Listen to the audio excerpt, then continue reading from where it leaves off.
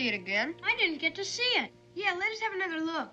Well, I'll let you have one more look, but watch closely. Let me hold it. No, me. I want me first. No, I asked first. Didn't I, Israel? Maybe I'm not going to let anybody touch it. Listen, Israel, I caught me 2 green frogs. They're yours if you'll let me have it for one day.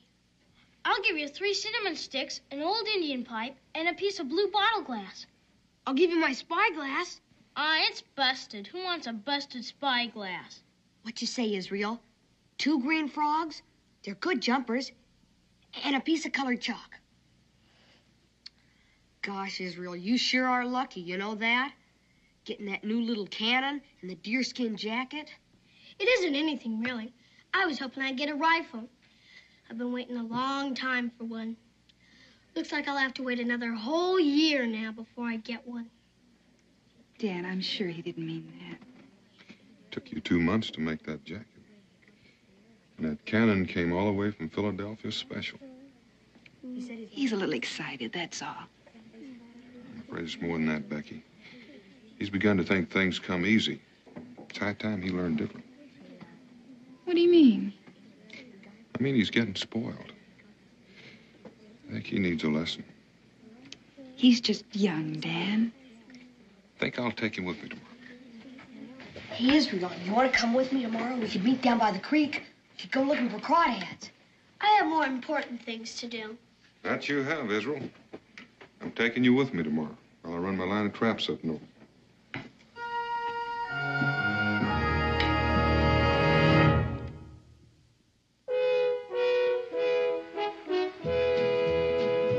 Daniel Boone, what a doer, what a dream comer, truer was he. From the coonskin cap on the top of old Dan to the heel of his rawhide shoe, the ripperest, roaringest, fightingest man the frontier ever knew. Oh, Daniel Boone was a man, yes, a big man, with an eye like an eagle and as tall as a mountain was he. Oh, Daniel Boone was a man, yes, a big man, and he fought for America to make all Americans free. Daniel Boone was a doer, what a dream comer, truer was he. Daniel Boone, Daniel Boone.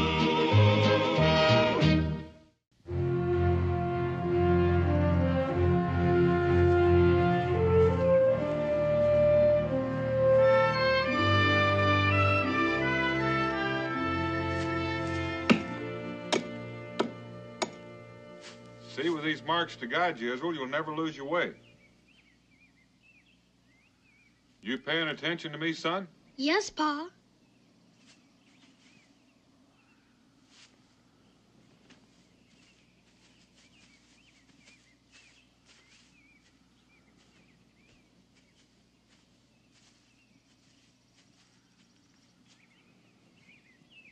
All right, Israel?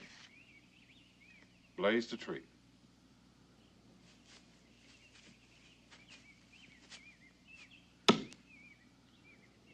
Got to make the blaze marks deeper. You have any idea why I'm telling you that, son?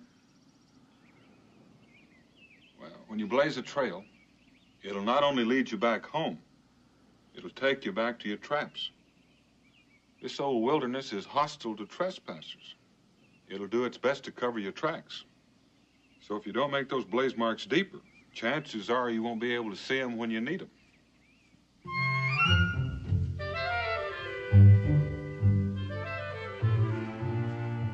You understand me?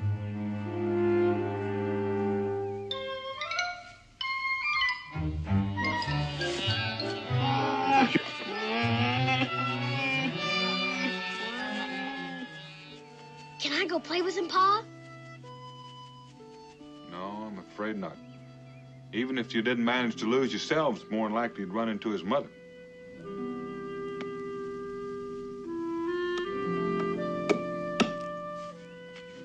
You've got a ways to go before you can be out here by yourself.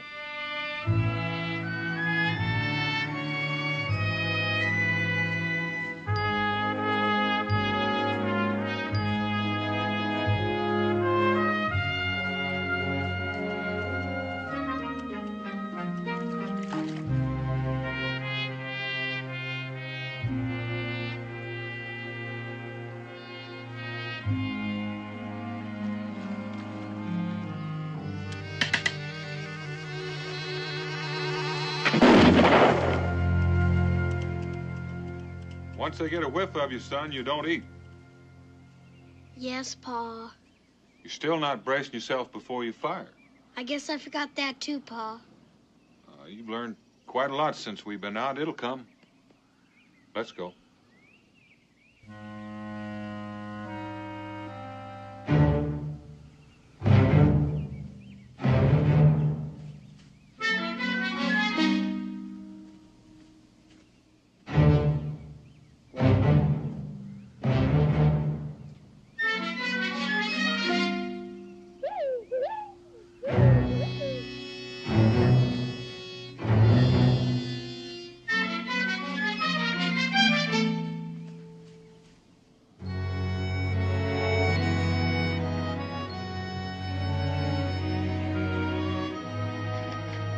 Israel? Yes, Pa. What kind of tracks are these?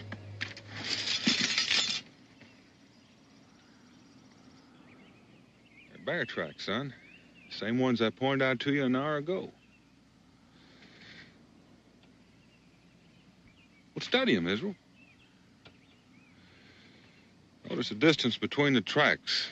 Give you some idea of his size. Yes, Pa. He's got a big stride. He might go as tall as 8 feet. And he was moving fast, too. You can tell, but you're not paying any attention, son. Oh, yes, Pa.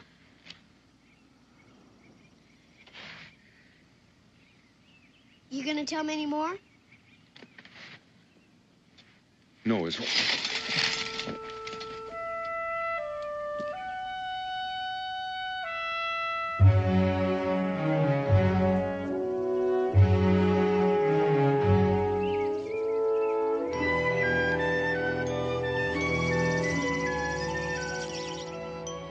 Israel, don't take another step.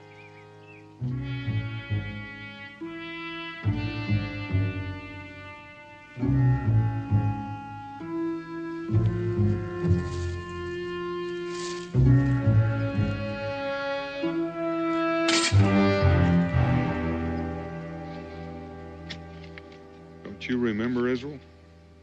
I told you on the trail you've got to keep your eyes open.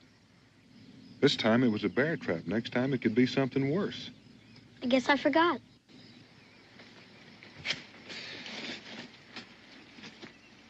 Listen to me, son. Out here, you can't afford to forget. Every time you do, it costs you something. It could have been your leg. Next time, it could be your life. Understand me?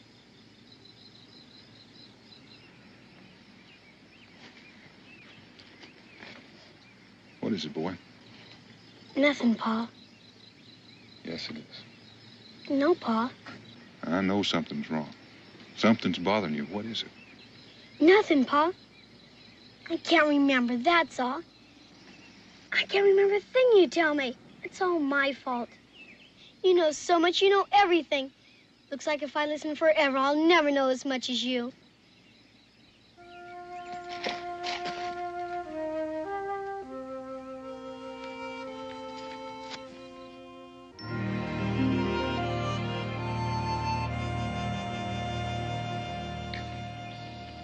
Couldn't have snared this rabbit any better if I'd have done it myself.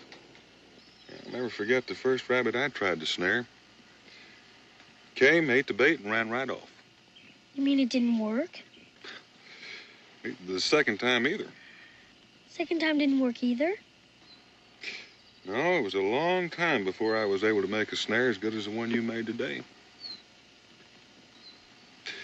When I was your age, I doubt if I could have told the difference between a set of bear tracks or a set of deer tracks. I can do that, Pa, can't I? That you can, son. How'd you learn? Well, I tell you, I didn't at first. Trying to figure things out for myself. And I started to listen to trappers and mountain men. I listened and I learned. Took a long time. And I'm still learning. You are, Pa? About what? Oh, about a lot of things. See those stars up there? Now, they're kind of a map. They couldn't have been much older than you when a trapper told me that sailors use them to guide their ships at night. And he told me a lot of other things, too. Like what? Now, you see that big star up there?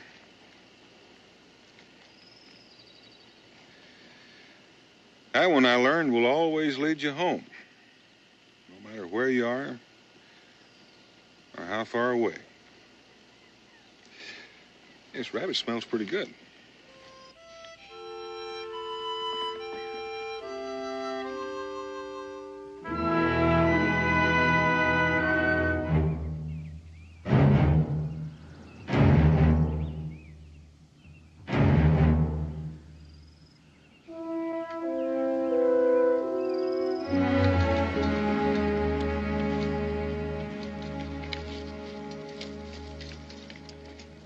Well, Daniel Boone. I haven't seen you in a dog's age. How you been, Sam? Fine, mighty fine, Dan. I'm a bit tired right now. You wore my feet to the bone on this last trip. How come you brought the boys so far out, Dan? Oh, he just had a birthday. He's 10 years old now, Sam. Figures time he learned a few things. Well, the reason I ask, I saw a few Shawnee about 2 or 3 miles back. This far north? Now, game's been kind of scarce. This was a small hunting party. Shawnee are mean anyhow. And when they're hungry, they're 10 times as mean. You know that. You better get the boy back to Boonesboro. I think maybe you're right, Sam. Would you like to come along with us? No, I got a couple of traps to check out on further down. You go ahead. I'll catch up with you.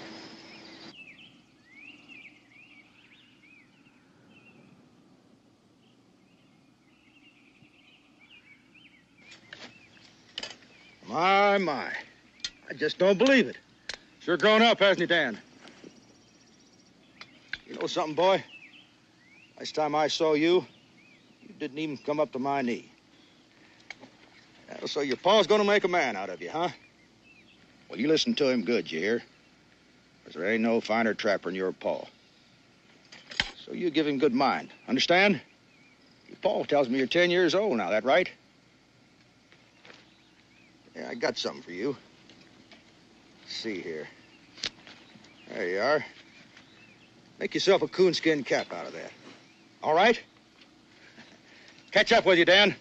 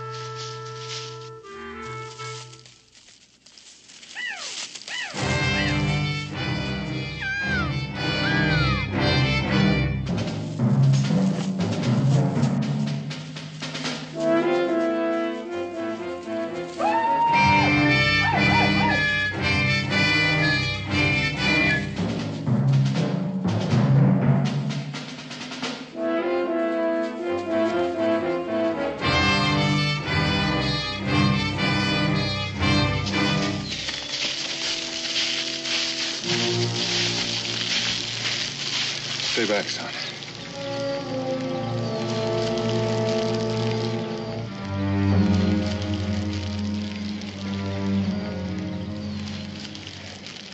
Come on, we've got to move quickly. Aren't we going to bury him, Pa? There's no time, son. Sam would understand that.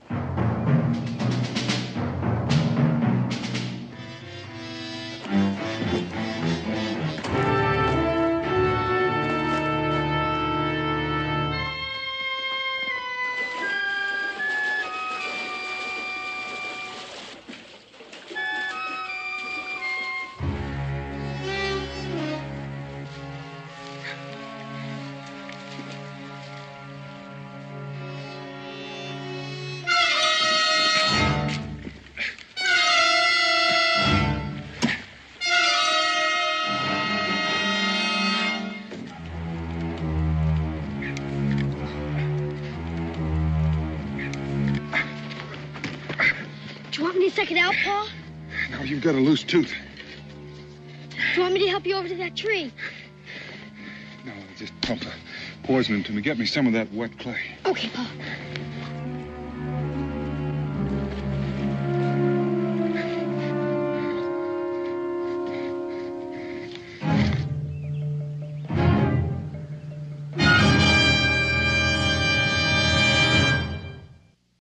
Are you there, Darby? Yes, I am. Oh, you found your hat. I like it. Well, I took that pelt and I made the hat. I mean, Sam was the first one to give it to me, so. I have to ask about the pelt. The guy gives it to you. Pa drops all of his furs, but you manage to hold on yours all the way till you get to the riverbed, and then you throw it aside. Was that on purpose, or was that just because you were like, that's mine, mine? See, I didn't notice I threw it aside. I thought I kept it to make the hat. We'll go with that. Okay. If your hat keeps disappearing into the Indians back there. Nancy asks, even at age 10, Israel still lived animals. I think that's loved. Loved animals? Yeah, I still love animals. Charles, no, your video's not on that I know, so you can sit there half naked or naked if you want. That's okay. Any reason Israel didn't speak to Sam? Just nodded. Yeah, because the script didn't have any lines for me, so that's why. I'll tell you though, it's hard for me to watch being bratty to Fess and just being a bratty kid anyway. I don't really appreciate those. But pretty good. So commercial over. Let's go see this thing. No, wait, we might have a couple more questions. Oh, okay. And you know what? You got a bunch of questions here. And you know what I think? The chat room is definitely more active than the Q&A here. The sensors have changed. I love all these things. I want everybody to put in where you're watching this from, so we know where everybody is. We'll see who maybe is the furthest away. That's funny that the coon goes in and out. I know. Hey, when you saw that bear, did that make you think of Dan Haggerty? Wanted to go play with it, so I thought, yeah, I brought Ed Ames and I brought Mingo into it. There he is. It's like the weatherman doing it backwards. So somebody asked the same question I had. When you fall at the creek, did you fall on purpose, or did you get stunt pay for that? Or no, you had to fall on your mark. You didn't. Yeah. So that was just a slow paw down. Yes, that was a slow paw down. But otherwise, he'd outrun the Indians, of course. He was having a pretty bad day. Indians, his friend dies. He gets bit by a rat. He brought his son out here, and it's not looking good for him right now either. With his loose tooth, so he's not even good to suck out the rattlesnake venom. And you know, there's that college game they all told me about, so I tried it, but I don't. It might be dangerous. It's every time Israel says "paw," you're supposed to take a drink. So you've got an awful lot left there. You must be sipping and not drinking. There's a lot of pond to go, that's for sure. All right, let's get back. Let's see if he can. Wait. Let's see. Karen asks, how much of your petulant behavior was directed and how much was your own invention? Petulant? What are you saying? I'm an angel. Not in this one, you're not. Oh, okay, that's true. The character, yes. I don't know. I was me. I was Israel. By this time, I'd been doing it for 4 years. So it was just good. You know, it's funny. I remember one of the things they're saying, what do you remember about this and that? I remember in the beginning, that long shot when I was walking through the woods and I was getting to carry tick liquor. Because I really did want a gun on this show, and they really wouldn't give me one. And just the fact that I got to carry tick liquor across the plains, I remember that. That was very cool. And I do have my knife in my boot too. It took me a long time to get them to okay that. Daniel was so patient. Was this hard to film? I mean, being so well adolescent to Daniel. Like I said, it's hard for me to watch it. But you know, that's what we do, and that's one of the fun things I love about acting. You get to do things you normally wouldn't do, and sometimes people even applaud you for it. Here's another one. Did you ever see anyone have a meltdown on this set? Oh, yeah. You maybe? No, I never had a well, my mom had a meltdown on the set once. They came on and, she'd been off or whatever, and she wanders on the set and we're filming, and they had put a bowl over my head, and Fess was going around giving me a haircut. Dana was giving Israel a haircut and giving me a bowl cut, and no, she did not like that. She kind of threw a fit about that one. And you've never gone back to the bowl cut again, I guess. No, I haven't tried. Oh my gosh, is this your sister? Darren Hinton. And now you own Tick Liquor. I guess you just said that. Fess actually gave me Tick Liquor. It's one of my prized possessions. I love it. Yeah, and it's the only gun I haven't fired in my collection. I might have to go do that, but it's very cool. Like I say, it brought up a lot of good memories when I remember carrying it across the way. Charles says, thanks, Darby. I'm not naked. I was just eating dinner. And he apparently didn't want to share with the rest of us. Oh, okay. All right, here's one from my buddy Gus. Since they wouldn't let you have a gun, were you allowed to be anywhere near the bear? So were you on the set with the bear, or were they shot you and then they shot the bear and then the editor? Yeah, no, that I'm pretty sure was stock footage that they just found that somewhere and plugged it in. However, they did bring, I don't want to sit here and feel like I'm pitching my book, but in the book, you'll see pictures where they did try to have Israel have a pet bear. And they brought him on the set, and that was another time my mom lost it. For pictures, they told me, because they want to get, especially the guy at the time who owned Benji and everything else, he was Hollywood's the go-to animal trainer. So he was really pushing for Israel to have this bear. So he wanted to get shots how well I get along with the bear. So he told me put a grape in my mouth, and then the bear would come up and then push the grape out so the bear could see it. And then when the bear got close, you suck the grape in. So the bear gets in there and maybe even sticks out his tongue looking for the grape. They get some pictures. The bear's kissing you. Everybody's in love. It's a great thing. And that was another time my mom comes around the corner and sees me playing hide and go seek with my face and a bear cub that was almost as big as me. Yeah. And it worked until we used a bear cub in a scene, and in the scene he turned around and bit Fess, and that was a bad career move. That was the end of the pet bear. Then they shipped him over to Dan Haggerty's set, right? There you go. There you go. And another legend was born. Did you really fire the gun? Did you answer this earlier? Yeah. If not, you did a great job with the kickback. So was I fired the gun. It didn't have that big of a kickback because it was just powder basically in there. There wasn't the lead or anything else. But yeah, no, I got to fire it. I love. I don't know. It's out of reverence or whatever that I haven't fired Tick Liquor, but I love firing flintlocks and cap and balls, and it's good. What was it like working with Jim Davis and also Ed? I'm guessing that's Ed Ames. He's not in this episode though, right? No, he's not. But love Ed. Apparently this is a big Ed fan. Apparently it's Ed Ames. Who can name what episode that was? But there's Ed. No, love Ed. Still love Ed. He's a great guy. And they were all good to me. And a lot of that was Fess. He just made sure that everybody on the set, there were no prima donnas, like you say, meltdowns or anything, and I didn't really have complaints about any of them. They were all really, really cool people. Nice. Okay, and here's this is going to be our last question, and then we'll continue on.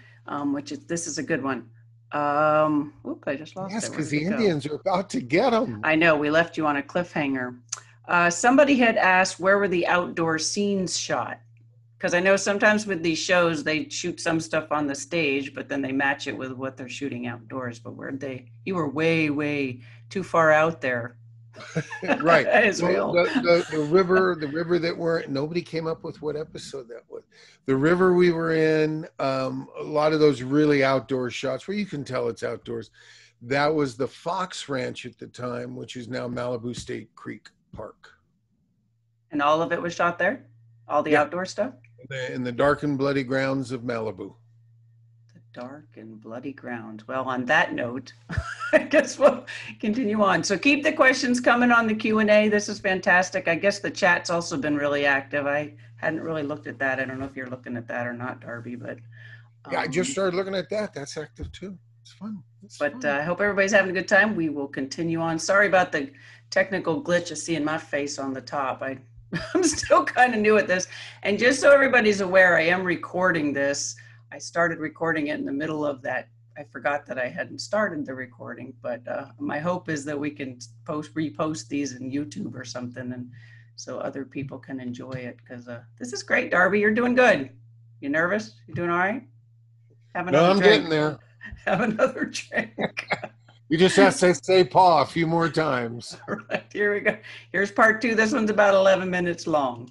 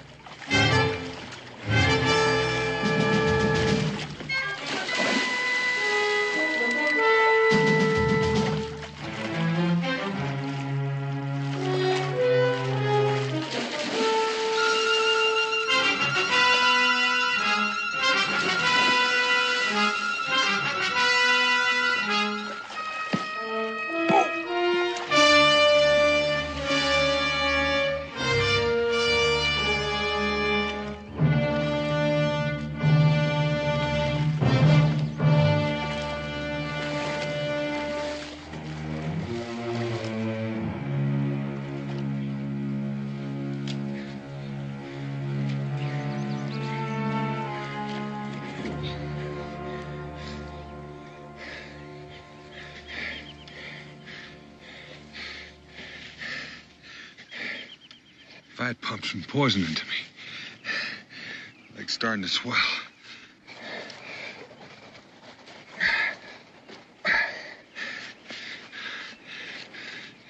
Gotta move quickly, Israel. Shawnee's probably heard the shot.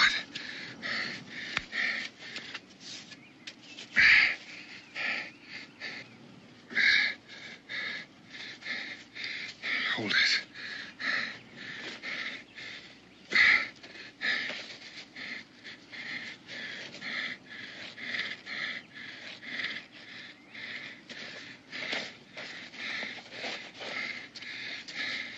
Turn your head away.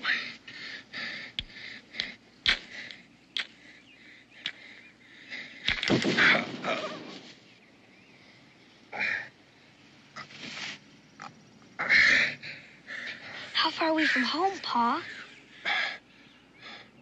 Quite a ways, son. You know, Israel, a man can get awful sick when a rattler bites him. How sick, Pa? Well, sometimes he gets to where he doesn't know what he's hearing or seeing. Sometimes when he talks, it doesn't make much sense. Can you get that sick, Pa? I can't tell, Israel. There's a chance I might make it, but it's a slim chance. It could be that it could get to where I won't even know you. When that happens, you've got to go on by yourself. No, Pa. You've got to, Israel. Now, come on, son. We've got a long ways to go.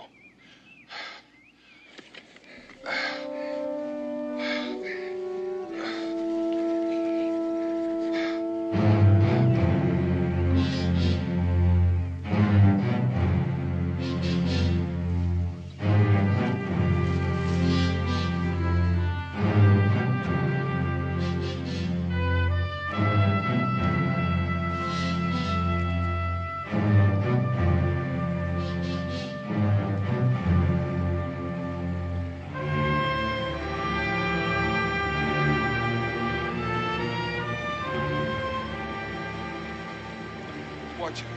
Pa! Help! Pa! Pa, help! Pa!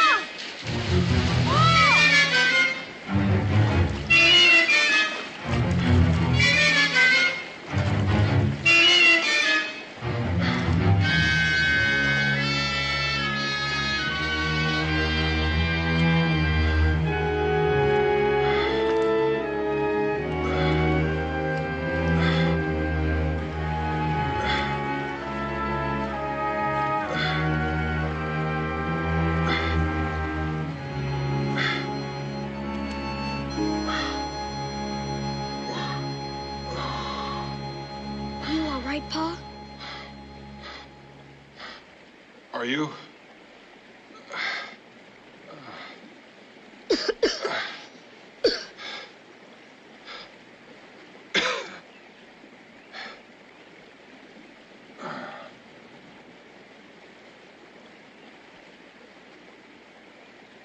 Are you hungry?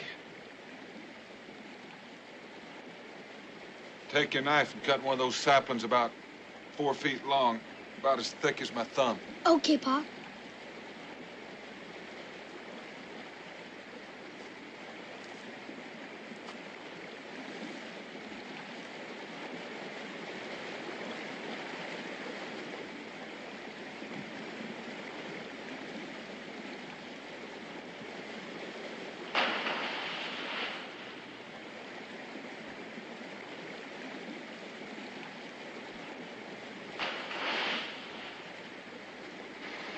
Israel.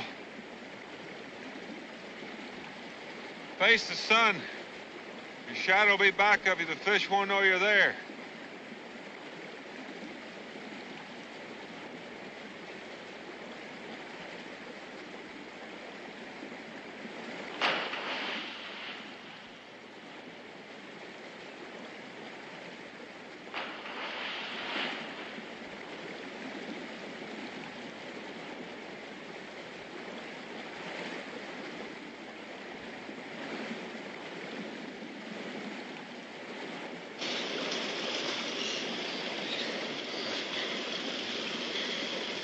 I'll get some firewood.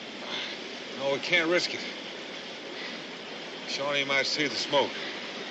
You mean we're gonna eat it raw?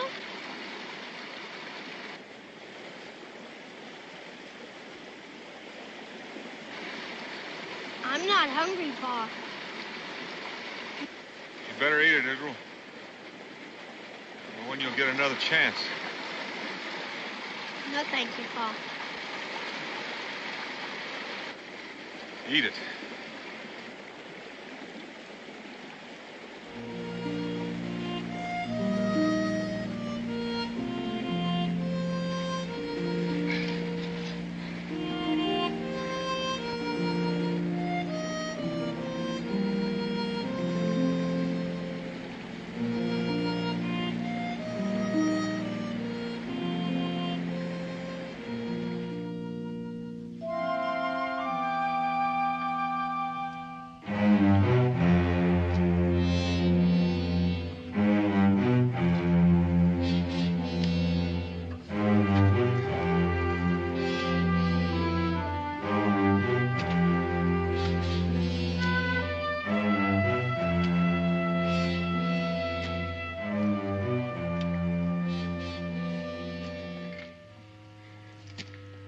Rest here for the night, Israel.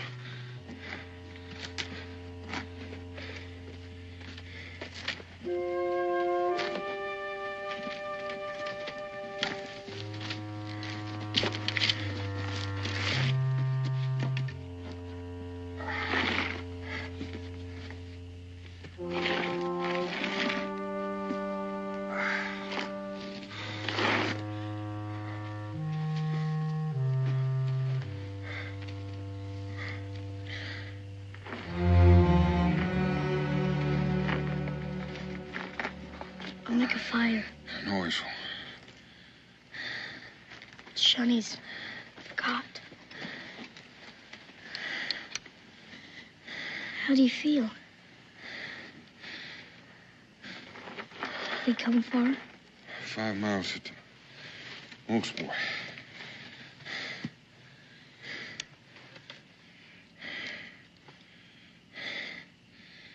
Don't fire this unless you have to, son. Maybe other Indians around.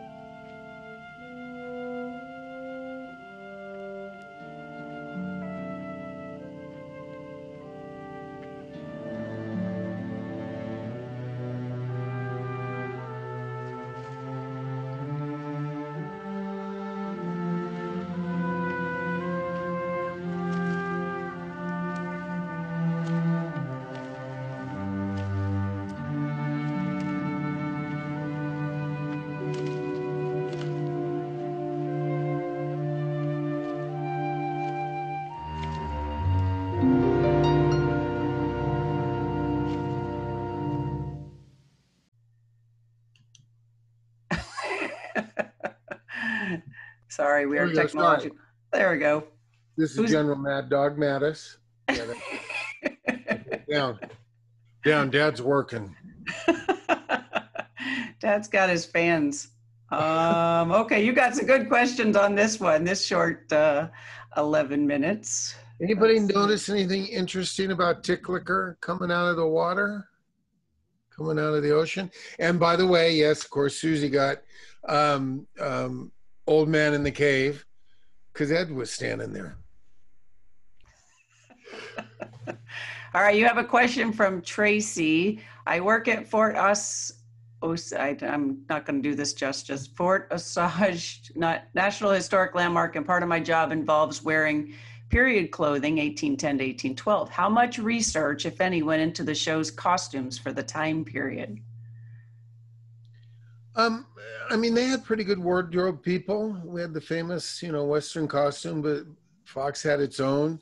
I mean, it was buckskin, it wasn't polyester, that's for dang sure.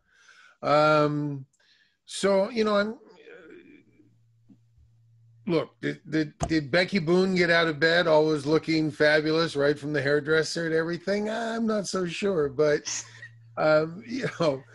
there's no Nike symbols on anything. Let's put it that way. Yeah, but were you able to market anything as far as your outfit, your knife, your gun? Was there anything that was like Israel Boone's merchandising? They must have done merchandising back then. Oh no, they didn't do that back then. Disney didn't do anything with the coonskin hats or anything? It wasn't Disney. This was NBC, this was Fox, and this was Fess Par Productions. So when Disney you did Davy Crockett with Fess. Oh, gotcha. So when you did the shows and would do performances and stuff, you didn't have stuff that you would merchandise or market? No. Missed opportunity. Nowadays they'd be marketing everything, your hat, your outfit, your jacket, your pants. Listen, back then people didn't do the collectible things. It's like if you walked on the set of Star Trek, you could have walked off with a phaser. Since I worked at 20th, and I loved on my school days when I wasn't, on the set, I loved to hang out in the makeup department. And I did help make all the masks for Planet of the Apes, all the movies, all the way to the last one, Beneath the Planet of the Apes, where they were the humans, the mutants and stuff. And I got to keep each one of those masks. And Voyage to the Bottom of the Sea, they would have great sea creatures come on and everything. And then that would be it for the sea creature. They wouldn't know what to do with it, so I'll take it. And I used to have a garage full of that. It was fun stuff. But nobody thought of, we'll keep it and we'll set, eBay or there wasn't. It just, you kept a couple of things sentimental, but they didn't do the marketing like that back then. Well, which surprises me because Bonanza and stuff like that, they did. Like Bonanza, there was games and there was coloring books and there was tin cups and that was all a that little crap. bit later. Yeah, and Voyage. Well, I mean, no, they did. I mean, I have lunch boxes here, Danny Boone lunch boxes and mugs, and yeah, you know, they did. He did. You lied. No, I'm kidding. All right. I didn't do anything. Like when I would go do a personal appearance, it usually just be me. Well, I do it because I go to Tweetsie Railroad or Ghost Mountain or, you know, all these places and do gunfights and stuff. But I didn't have stuff with me that I would sell or do anything. I remember when Donnie Osmond, you know, because I was friends with Donnie and Marie and Jackson's, all those guys, and they just started. Donnie and Marie were Marie wasn't part of it then. Donnie was one of the first ones to really get the fan club going and to be able to market that and make some good bucks just off the fan club. Kathy wants to know, did Fess have a stunt double? If so, they were lucky to find someone that big. He must have seemed like a giant to Israel. They all were. Do you love how Fess gets down on his knee and he's still a little bit taller than me? Yes, he did. Ted White, who is still wonderful. I had lunch with him not long ago. And I can see when Ted's doing the fighting and when Fess is. But yeah, Ted was the stunt coordinator for the entire run of it.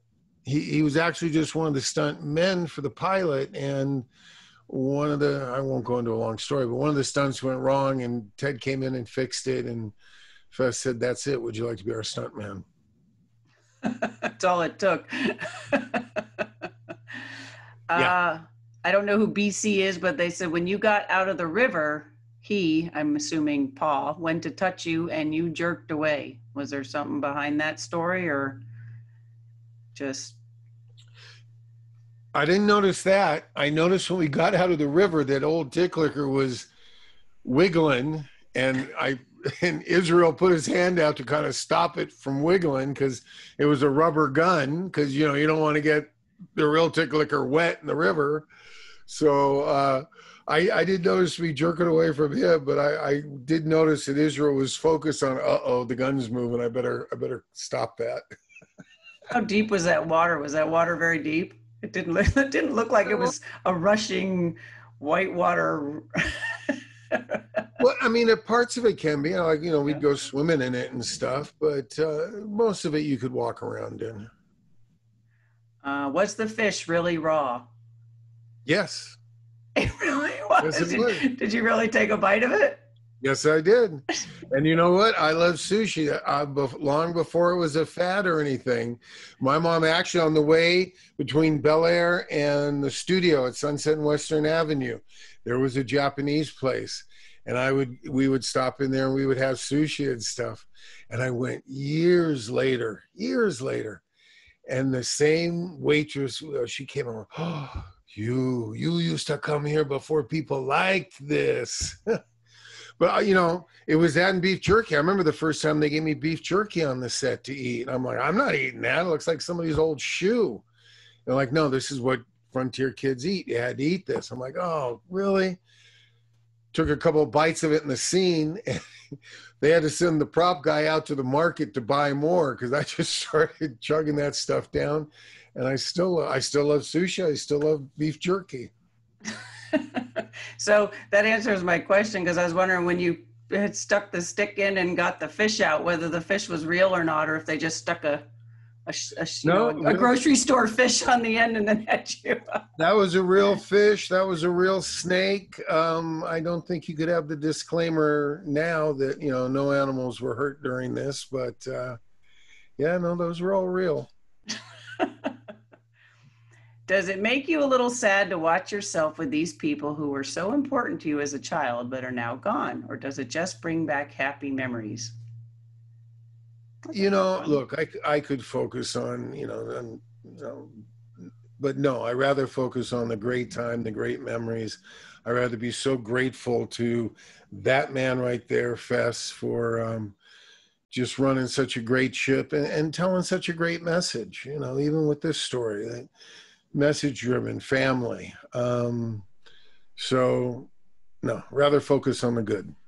Did Fess Parker have a lot of influence in the script, like if things to change, or did they just say, nope, this is what you're saying, the end?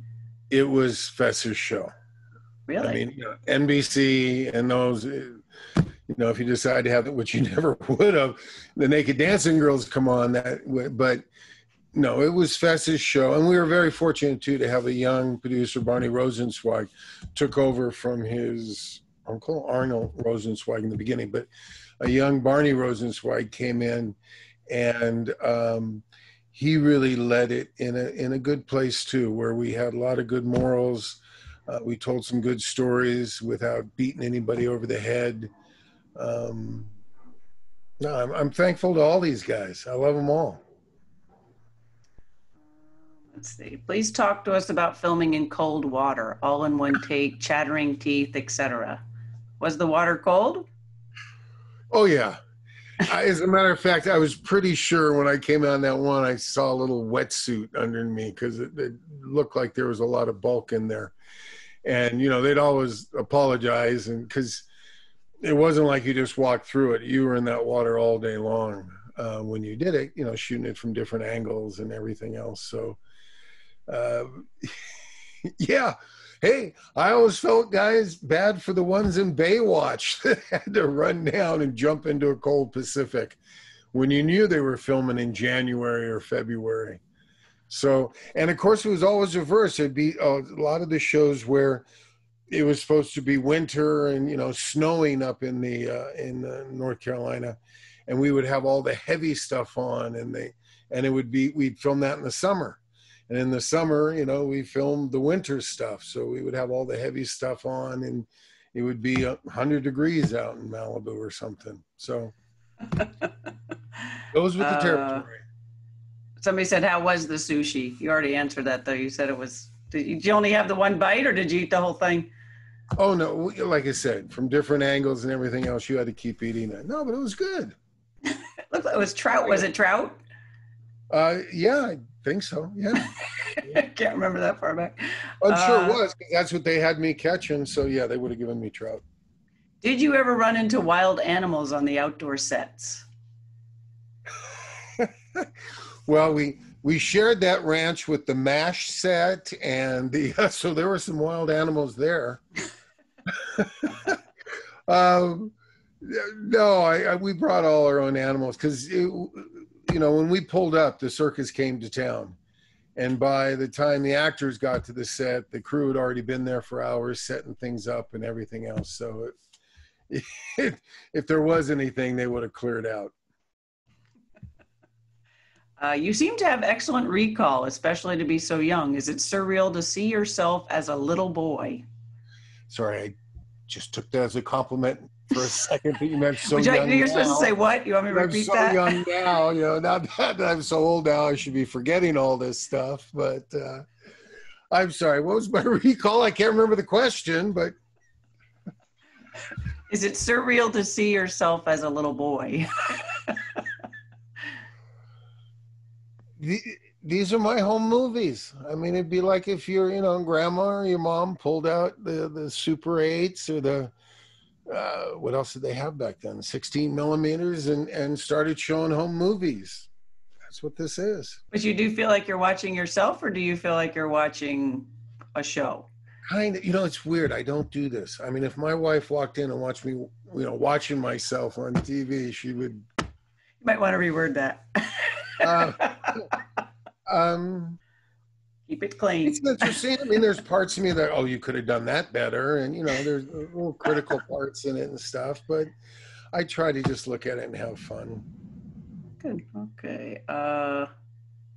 Darren Hinton again. How did you like the sashimi? These are the tough questions. What? He said, how did you like the sashimi? I think we already answered. She should know she's your sister. Doesn't she already know where you like? She does. We've had a lot of good sushi together. When was it that Tick Licker was reloaded after Israel fired it in the field? Oh, don't be a stickler. Come on. It was one of those repeater flintlocks. That's it. And yes, I saw something about the powder keg, and was it still? Although some of the, I gotta say, some of the powder horns they could seal up pretty good, and they could get, you obviously don't want to go swimming with them, but I don't know.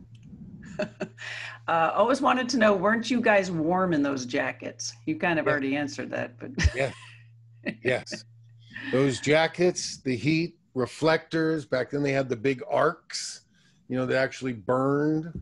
The lights were probably really, those big hot lights. Did they haul those lights out there too? Yeah. Back then they kicked off so much heat. You would just see the smoke coming off of them, and those reflectors. They'd turn around those big reflector boards on you and shoot those, and it got warm quick. How many times did it take for you to catch that fish? Only once, on the take when I pull it up and it's on the end of the spear. That's why Pa had to have you turn to the other side. I like the loud splash when it barely splashed at all. It was like this big kerplunk. Now see, because you're an editor, you noticed that too. I was like, wow, that's a big plunge into the. Yeah, the AD guy turned that up a little bit. Anybody else keeping up with the pause? I think just, you're getting down on your drink there. All right, let's get back to it. We're going to continue. This one's also about 11 minutes long.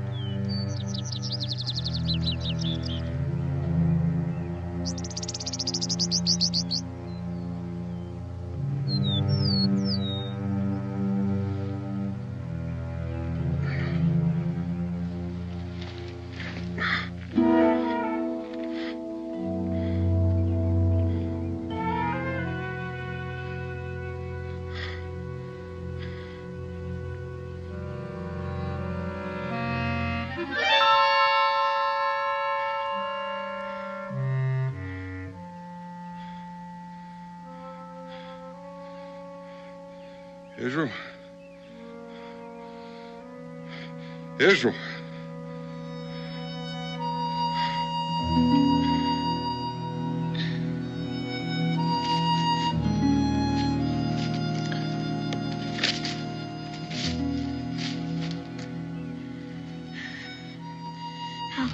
How do you feel, Pa? Help me up, Israel.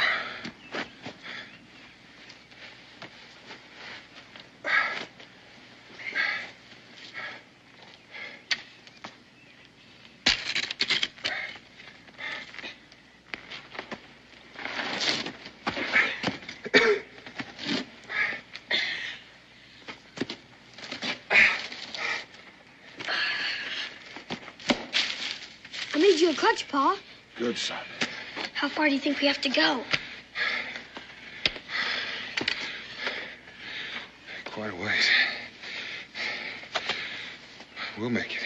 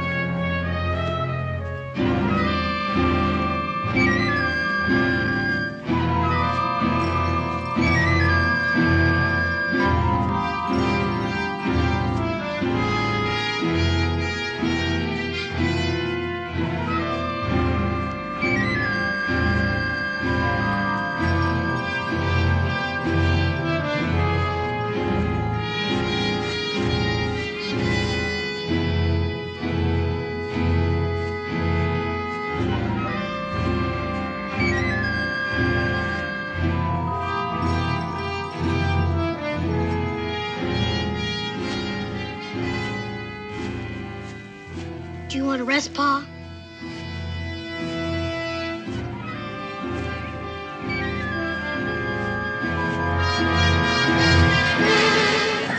Pa! Pa!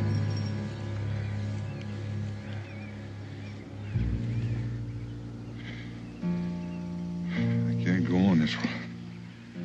You're gonna have to leave me. No, Pa. I'm not leaving you. Go by yourself. You've got to, son. No, Pa, I'm not going to leave you here. Remember what I told you. Follow the trail. Follow the trail. Please, Pa. We blazed. Trees. Trees. There's Please, Pa. You're losing time. There's where you got to go. Please, Pa. You've got to try. Please, Pa. The trees. Follow the trees. They'll lead you.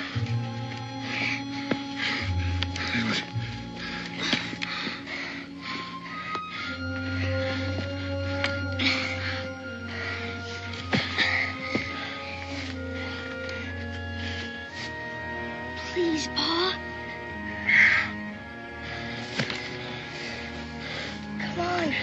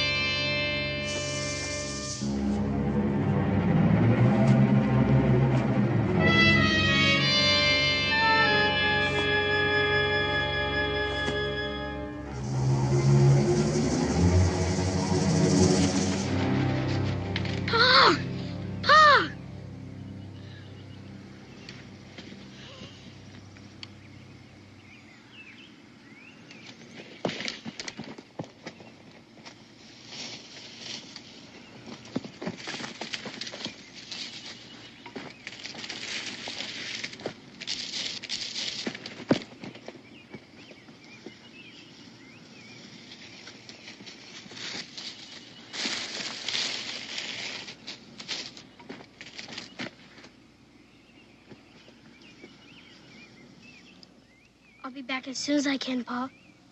I've got to get help. We'll get you out.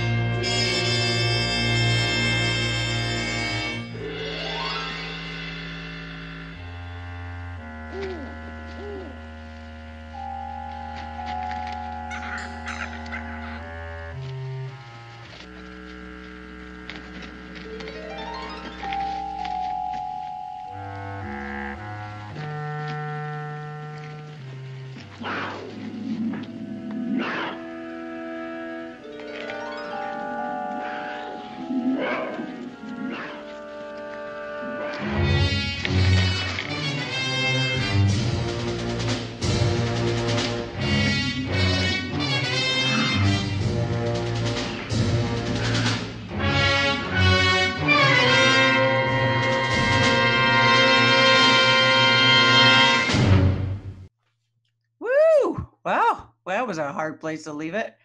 What's going to happen? Will Israel make it out? I have to ask right off the bat, did they talk you through the whole cougar scene? Obviously, the cougar wasn't on the set with you, right? Or was it?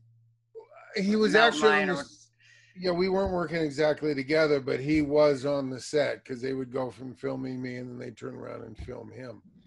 But yeah, they would say that, you know, he's here, he's there, and back up. So they would walk you through it, like they would give you cues as to what was happening and what they were probably going to cut to? Exactly.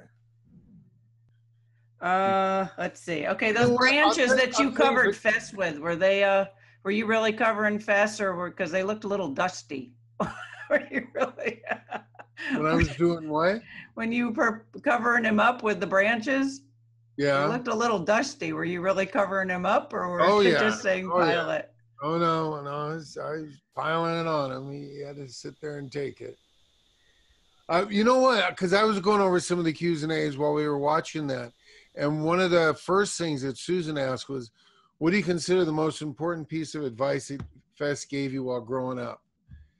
And I would definitely have to say that would be, and he gave me a lot of great advice. But that was be nice to the people on the way up, because you never know who you might need on the way back down. I've always heard make note which butts you're kissing on the way back down. I mean, I think the lesson with Fess was, yeah, you just be nice. There's no reason to be anything but. Go ahead. I think you live that every day. You seem to be pretty nice. I mean, look at that. We've got 43 people attending tonight. This is great. I have 45. 2 more that I know of. Well, 43 plus you and me makes 45. Oh, there you go. Maybe one of them's that kid there. That's what it is. He didn't sign on legally. I like his hat. Was there a significance to the blue beading on your jacket?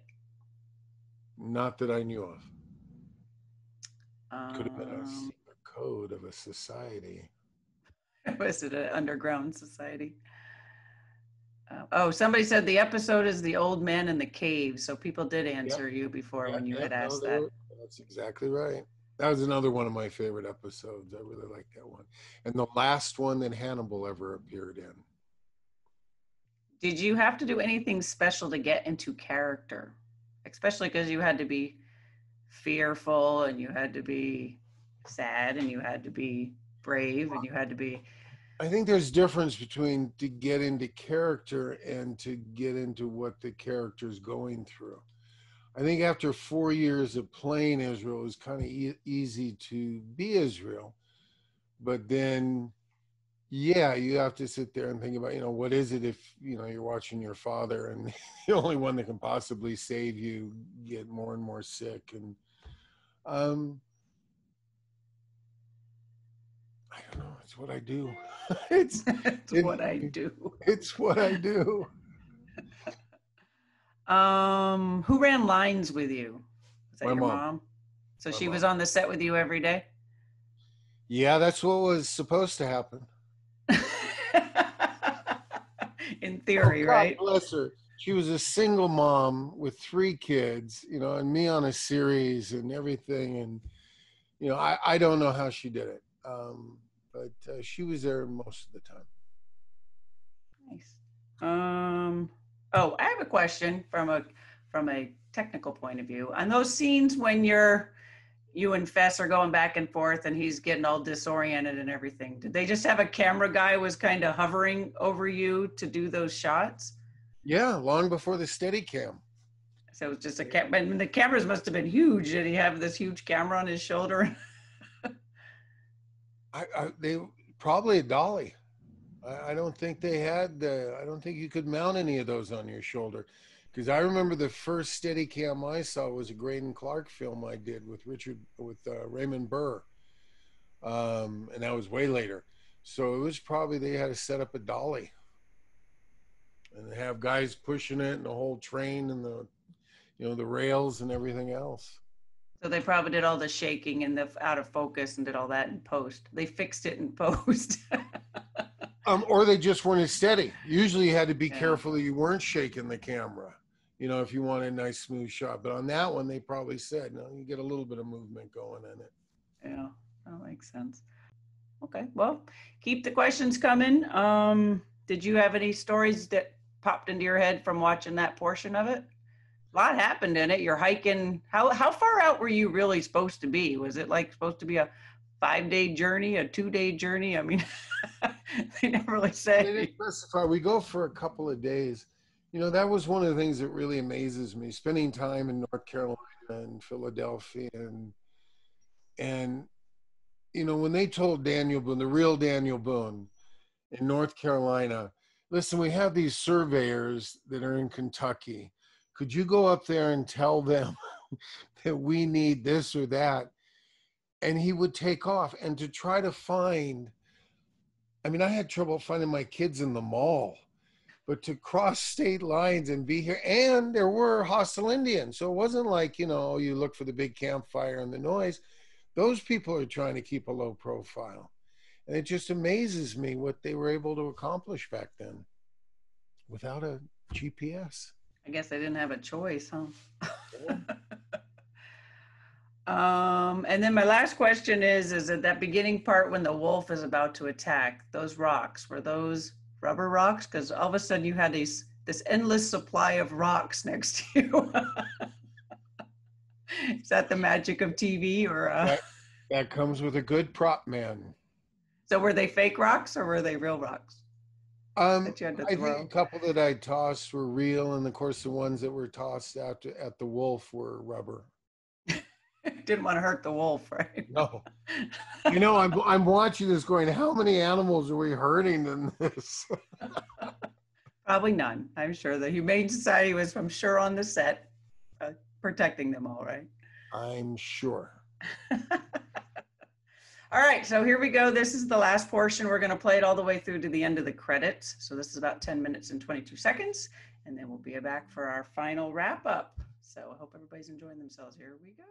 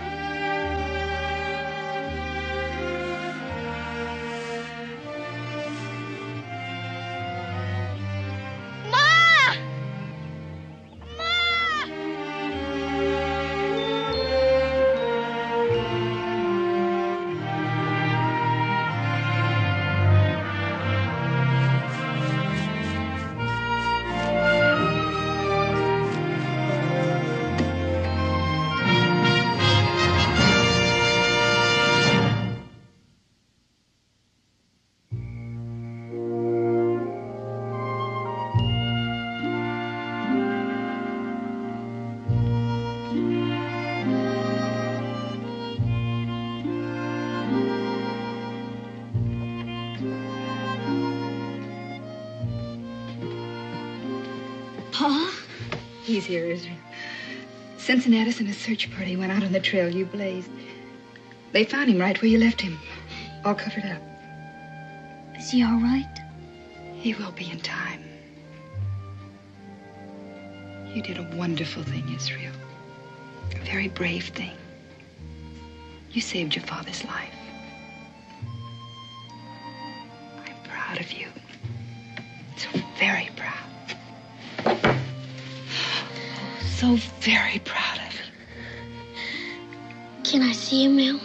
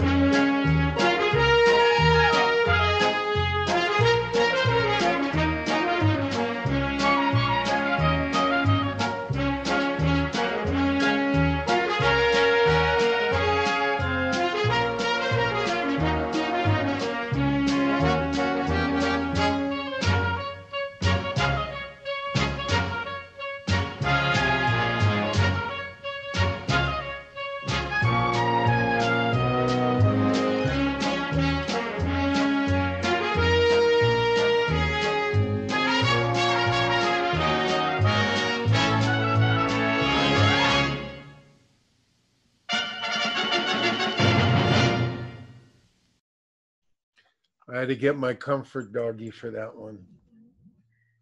Woo! Oh my goodness, that Israel. He was a brave little boy. There you go. All right, I saw a lot of questions popping up. So I have one. My first one is that rain scene. Obviously, that was on the set, I'm guessing, right? That was on the set, and yes, that is one of the scenes that I definitely remember filming.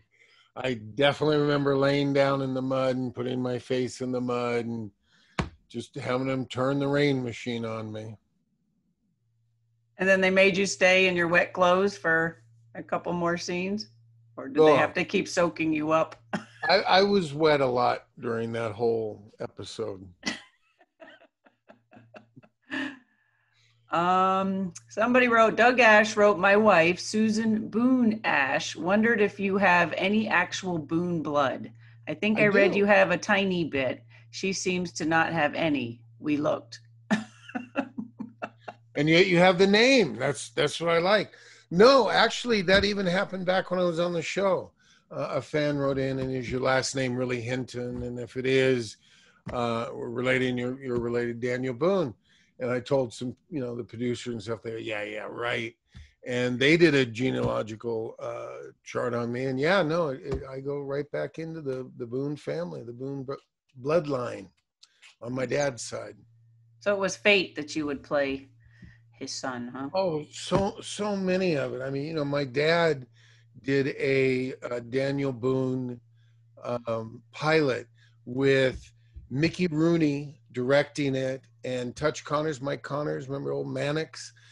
He was playing Daniel, and my dad was playing his sidekick and stuff. And Wow. It's funny. Once again, I want to go, yes, and if you look in the book, but listen, by the way, I do want to tell everybody this, and you guys will be the first to know that I did finally, and I appreciate Donnie so much. You did my website before, but I finally got my website back up.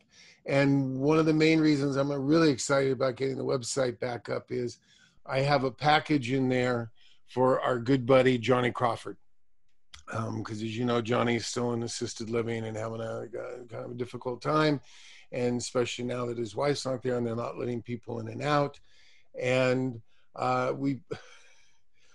Oh, God, I won't go into it here. It's such a long story. I had the posters that we did at his fundraiser, and I thought that somebody had walked off with them because I had cast members sign them. And at the end of the evening, I couldn't find them anywhere. So I'm like, oh, they went. Because of this whole COVID thing, during the cleanup, I found them in the bottom of a box. So I got those. I even sent them off and had the Star built them and the Outlaws sign them, Ken Arnold, and I had Wayne Shipley and they've all come together and they've signed them. And so there's only 10 of them. And right now there's only 8 because somebody just going back and forth bought one. And they're there. And you can see them on the website. And any of the things under Johnny Crawford, Ken Arnold also donated the Marshall DVT that he went out and got. I love his story.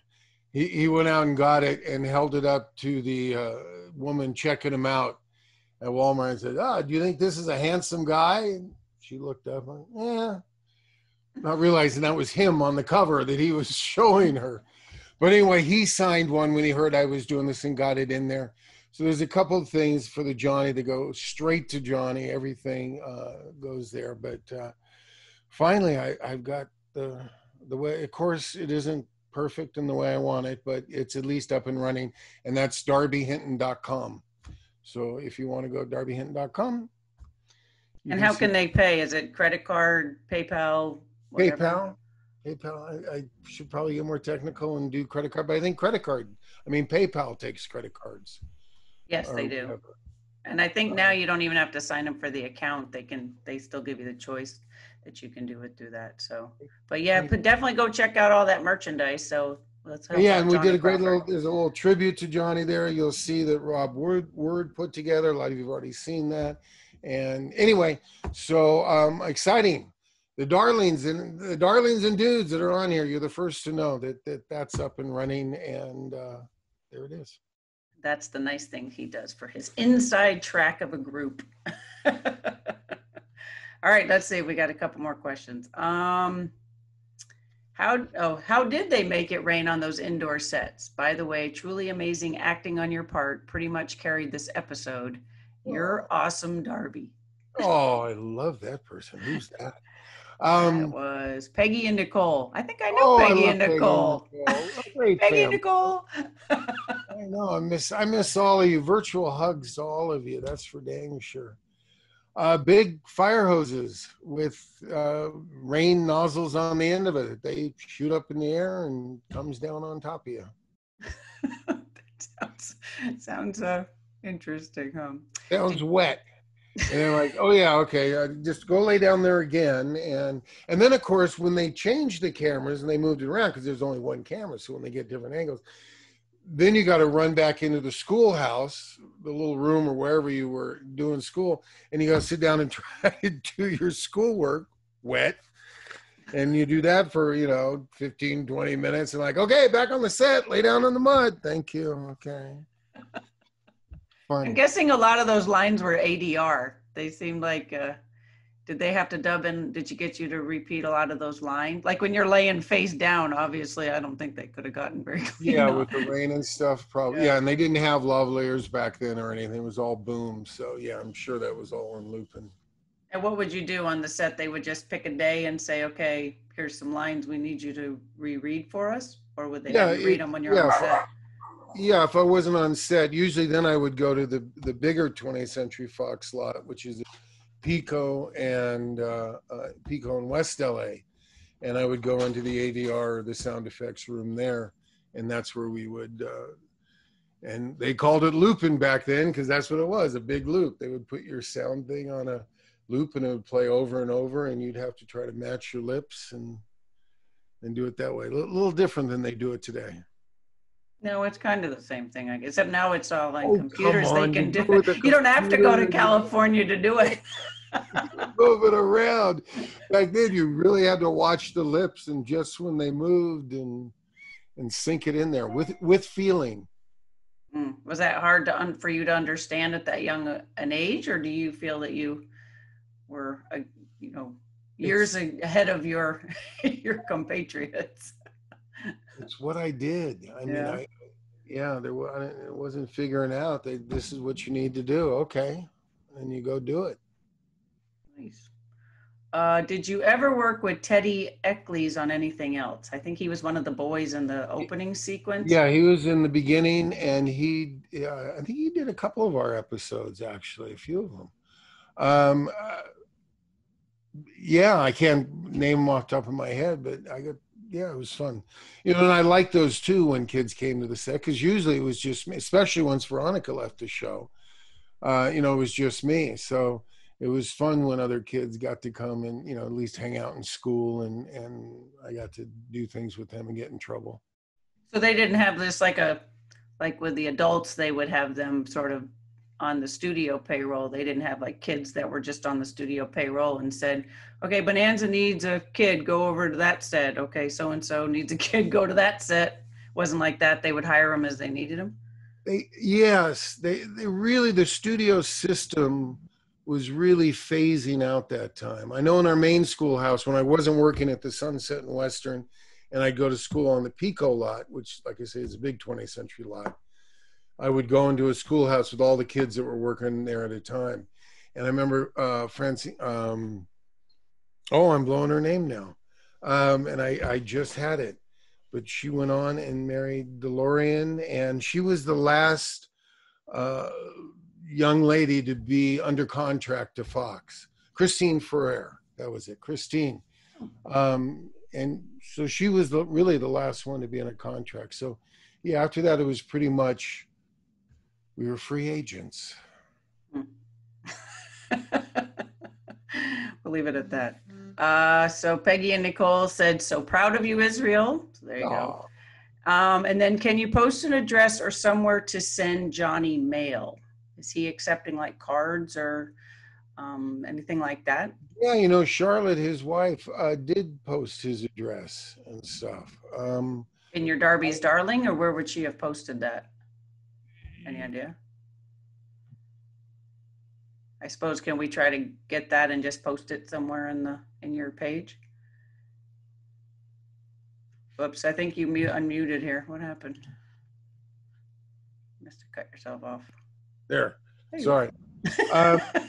Yeah, I'll talk to Charlotte and get that address out there. Like I said, unfortunately, we can't go visit him right now. I think I was one of the last things, we won the Sunny Side Up Film Festival for Bill Tillman and the Outlaws. I got to pick up a Best Supporting Actor, and he got to pick up a Best Cameo. And I still have his award.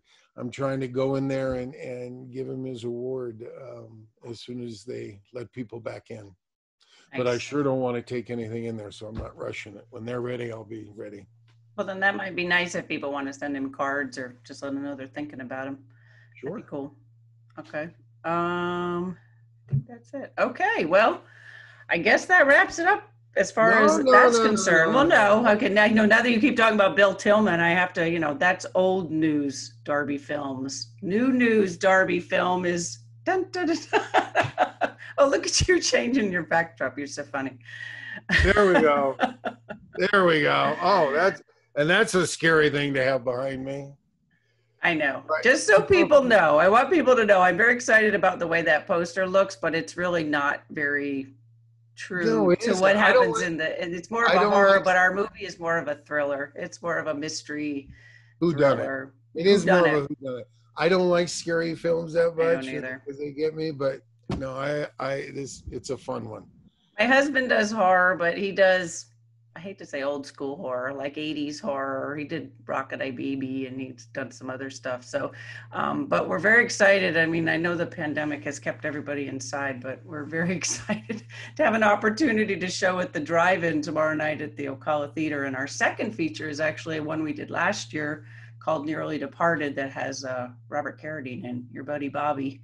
Buddy Bobby, and you know that Bobby and I would have been there with bells on if what's going on wasn't going on. But you'll be available for the live Q&A at the intermission, right? It's a perfect drive-in movie.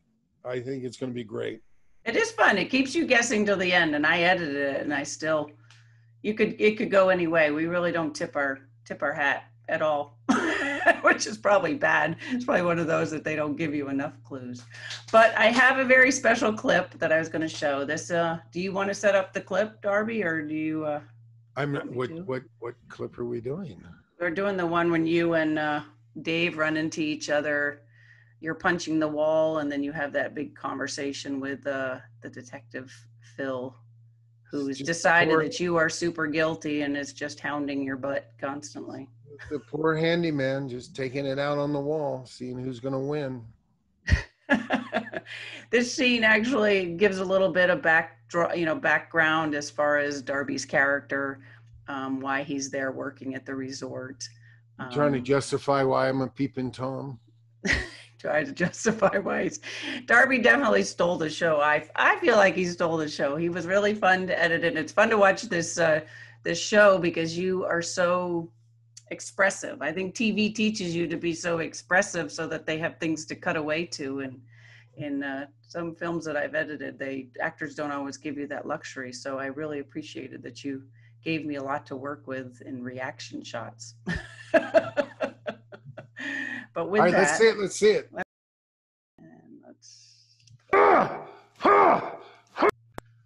Hard? We're hardly working. Don't you come any closer. Never bring a knife to a gunfight, Otis. What's the matter? You don't like the type that fights back?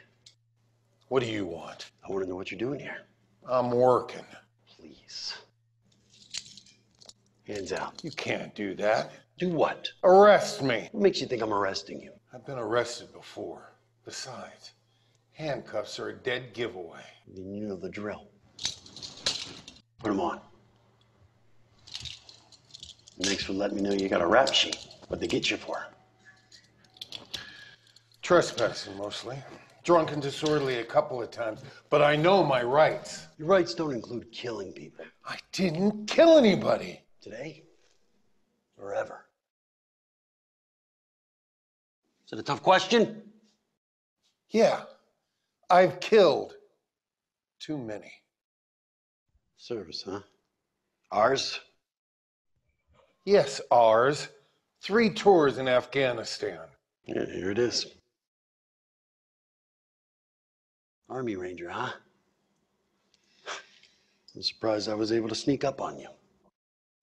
I'm a ranger, not an Indian. Besides, I'm trying to put all that behind me. Now, what are you going to do with me? I don't know. Where'd you get the blood? I punched the wall. Why would you do that? Because I miss Millie. She was my friend. You always sneak a peek at your friends? It wasn't like that with Millie. She liked to show off. I like to watch. Please. You're telling me that she knew about it? Yeah. Okay, I call bullshit. Why would I kill her? Or that other girl, for that matter. Maybe because you're a sicko? All right, look. I admit, I've had some challenges since I got out. But between the doc and the VA hospital, I'm getting the help I need. Did you ever serve? 15 years, Miami-Dade Police Force. They say I got PTSD. I know the feeling. No, you get that on the police force. So they tell me. Tell you what, how about we make a deal? You stop working, call it a night, and I'll do the same. But if there's one more accident tonight, I'm coming right for you. You understand? You know, they say that you can learn a lot from looking through a man's wallet. Those your folks? Yeah. You still around? No. Sorry.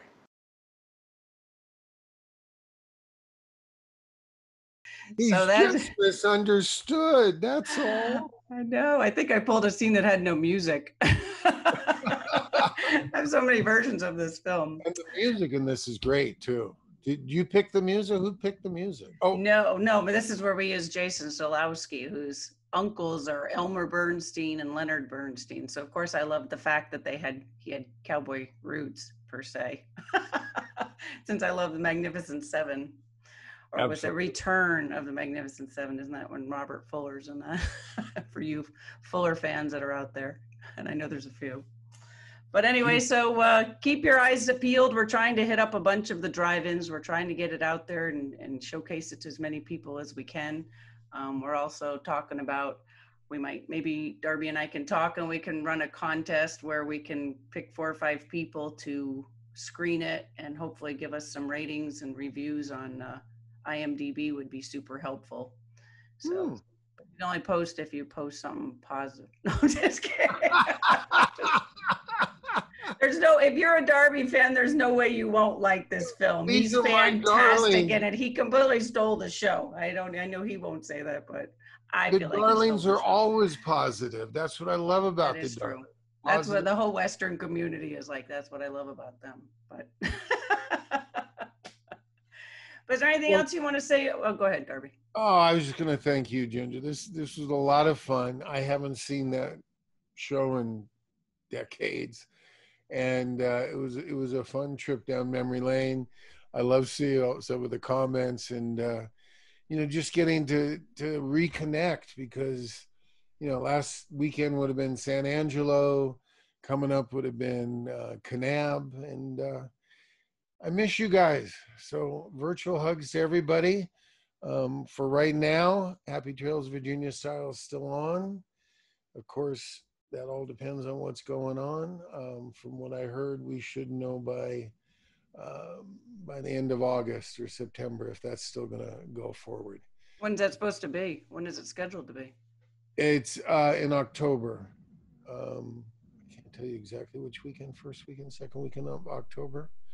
Anyway, on my website, there's a calendar of events, and it says where was supposed to be, and it does list Happy Trails Virginia Style and say where that's going to be. So that's one of the things I like about the website is hopefully I can keep things up to date and let you know what's happening, what's going on.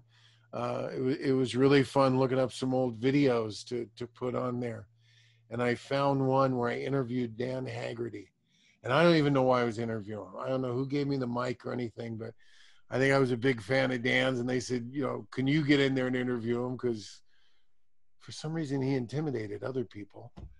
But it was the first time I really sat. And when I watched this video, I forgot all about it, that I'd even done it. But I saw where I sit down and talking to him and giving him an interview. And from that meeting and that show we were doing together, which back then I believe was in Asheville, North Carolina, we just became fast friends ever since. Did he recognize you? Like, did he know your name or know who you were? Oh, yeah, no, he knew who I was. He knew who I was. Well, you and he still talked to me. That's the nice thing. I think it's supposed to be the reverse, isn't it? Well, you're both nice guys, though, so there you go.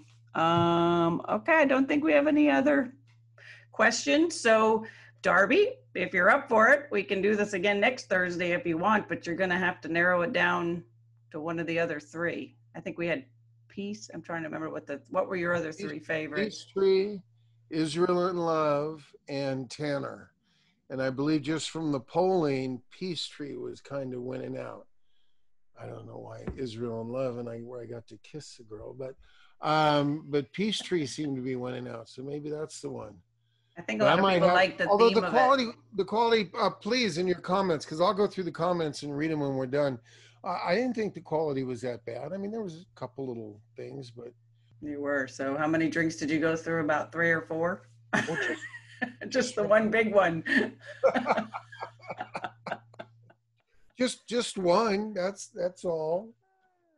Anyway. So on that note, thank you everybody for joining us, and we will keep you posted for next week, and let us know. And if you're in Florida, and I don't know if they're already sold out or whatever. I know some people from Florida are going to be going to it, but if you're anywhere near Ocala, Florida, yes, man, I would love to be there. It's a drive-in. It's a fun movie. It's a double bill, and go see Scream Test. It'll be great.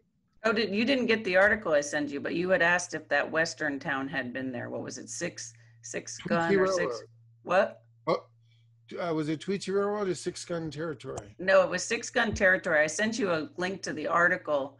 Apparently it was owned by the same guy who owned Maggie Valley. I have pictures of him, Colburn, and he used to fly us around. That's when I started my love of flying, because he used to fly us around in his little Cessna from park to park for me to make appearances. The only challenge was he also loved to smoke big cigars. And my mom was the one that would tell people in restaurants when everybody just smoked around you and stuff, she would be the one to tell people, could you please put that out? We're trying to eat here. And they would just give her like the dirtiest looks, like, you know, how dare you even say that? And so that was the only challenge, is he liked to smoke his cigars in a little airplane. Anyway, well, thank you, Darby. It was a fun evening, and we'll plan to, sounds like we'll probably do Peachtree next week, but we'll talk and you can decide. All right. You got it. Everybody have a great night. Good night, everybody.